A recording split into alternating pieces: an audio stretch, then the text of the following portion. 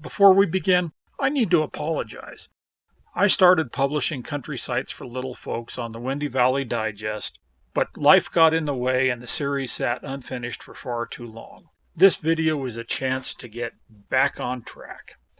We're not diving into every detail today, we're just taking an overview of what's already been shared. This 1857 children's book paints a vivid picture of country life in the early 19th century, with its hayfields, dovecotes, church bells, and simple country virtue. It's part history, part moral instruction, and it's all told in a voice meant for little folks, but with lessons that still hold true for all ages. Think of this as your invitation to explore the full series on the Windy Valley Digest and to rediscover a way of life that is too good to leave forgotten. Have you ever had that feeling, that little spark of discovery when you find something hidden? Maybe not gold doubloons in an attic, but maybe a book. Tucked away, holding secrets from a whole different time. Oh, absolutely. Those are the best finds. Well, that's exactly the kind of adventure we're setting off on for today's deep dive. We are exploring something really quite special. A glimpse, a rare one, into early 19th century rural life. And all through a children's book, of all things. Exactly. Our source material is Country Sites for Little Folks. It's this remarkable little volume that, well, it's actually been partially serialized over on the Windy Valley Digest website. Right, I remember seeing parts of that. So our mission today, really, is to kind of reintroduce this book. It's truly special, but it's been sitting on the virtual shelves for, frankly, far too long. Mm-hmm.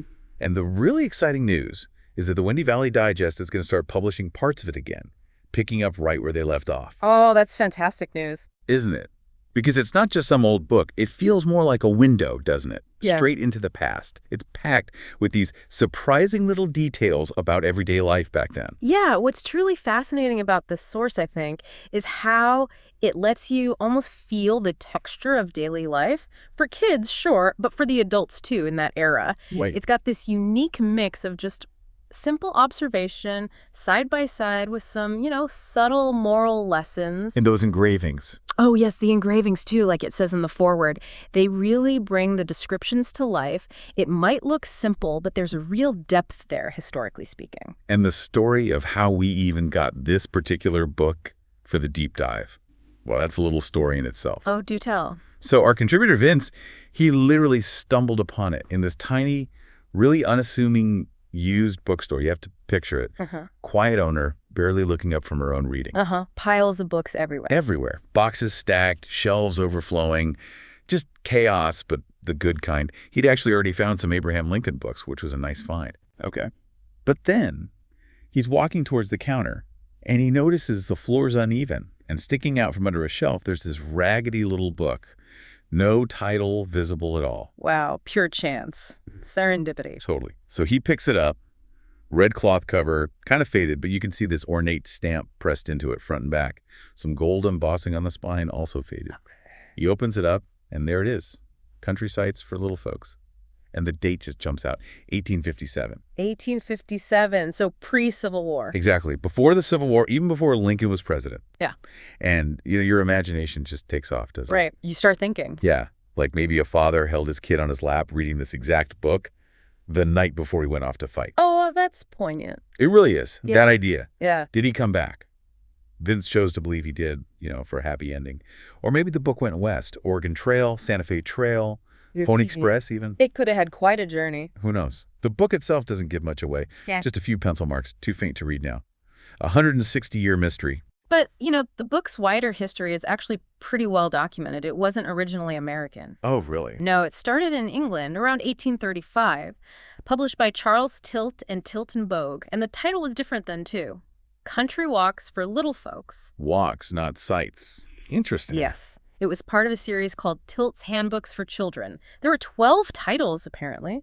The American version started showing up in the 1840s. Yeah. We don't know exactly when the title changed from Walks to Sights. It's a bit fuzzy, especially since there was still a Country Walks version around in 1856. Huh. But even though it's a children's book, the level of detail and those engravings, it really gives this incredible picture of rural life back then, early 19th century. It does. Even the preface is kind of poetic, like a little table of contents in verse. It says, let me see. That team returns from plow, of course, and there's a cart without a horse, and here's a church, and there's a dwelling, and farmers next their money telling. It really sets the scene, doesn't it, that rhythm? It pulls you right in. So let's dive into some of those scenes it paints. What kind of glimpses, what specific scenes does it actually show us from that, mid-19th century world? How does it mix the practical stuff with the charm? Well, it jumps right into the social side of things, which I found quite interesting. For instance, it talks about going to church and coming from church. Mm-hmm. And there's this subtle point about maybe emerging national identities. It describes the American churches as plain, wooden, white, suggesting this sort of new, orderly society maybe focused on being accessible.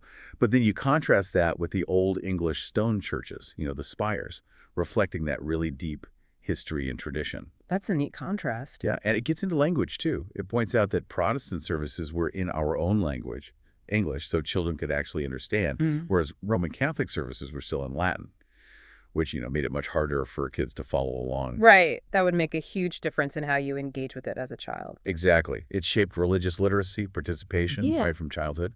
A key difference. It even mentions the clergyman's house and the land attached to it, the glebe. Okay, so beyond the church and social observations, it gets into the real nitty-gritty of farm work too, doesn't it? What kind of everyday realities did it capture there? Oh, absolutely. It paints a vivid picture. Like haymaking described as really hard work for the men, but also a most delightful and merry scene with women and kids involved. So communal, but tough. Very. And then there's reaping the harvest. We're talking long, long days, 18 hours sometimes out in the heat, often using a sickle, that curved blade. There's even this funny little story about a boy trying to use one and cutting his fingers. Oops. Sounds about right. Requires some skill, I imagine. Definitely. And interestingly, it notes a shift, farmers moving away from giving workers liquor during the day towards just cold water, thanks to the temperance movement gaining ground. That's a significant social change showing up right there in the field work. It is. And the technology angle is fascinating, too. Take threshing, separating the grain. It was backbreaking work, done by hand with a flail. Yeah. But the book already mentions these new threshing machines powered by horses starting to come in, revolutionizing things. Wow, so you see the change happening right there on the page. Exactly. Same with sowing wheat. It covers the old way, broadcast, just scattering seed by hand. But it also describes the new drill machine that planted seeds in neat rows. Much more efficient. It's amazing how these little details just build up this whole picture. Was there anything else that really jumped out at you as uniquely telling about that period? Well, I think all these passages together really underline how deeply tied people were to the land, but also how they were right on the cusp of these early technological shifts. And some details are just wonderfully specific, like the dovecot, a house for pigeons. Right. It mentions placing them in water, like on a little island in a pond, specifically to stop naughty boys from climbing up and stealing the eggs or birds. Very practical. And then there's the bit about carrier pigeons, their unaccountable sagacity, stories of them carrying letters across the sea and getting back in just hours. That sense of wonder at nature. That's pretty cool. But maybe the most surprising observation, for me anyway, was this line: hogs are by no means devoid of sagacity. They have much more sense than sheep. Really? I said that. Explicitly. Mm-hmm. And it's not just a throwaway comment.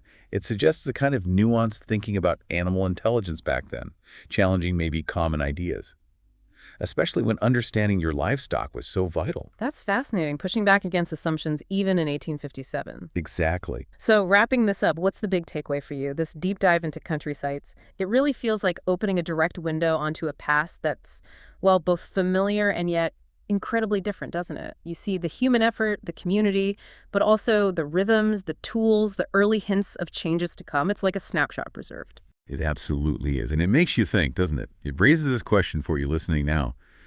If this seemingly simple children's book could bring these sort of lost stories about everyday life back to light, what ordinary things, what everyday sights in your own life right now might actually hold profound lessons or historical significance for people looking back in, say, 150 years?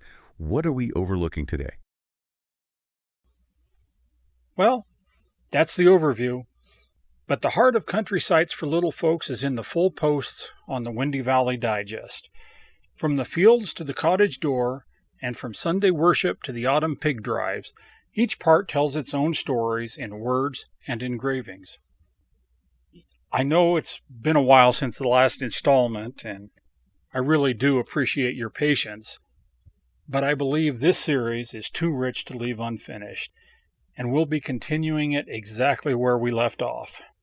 So if this glimpse has sparked your curiosity, visit windyvalleydigest.com to read the complete series as we post it. Some stories deserve to be told in full, and I believe that this is one of them.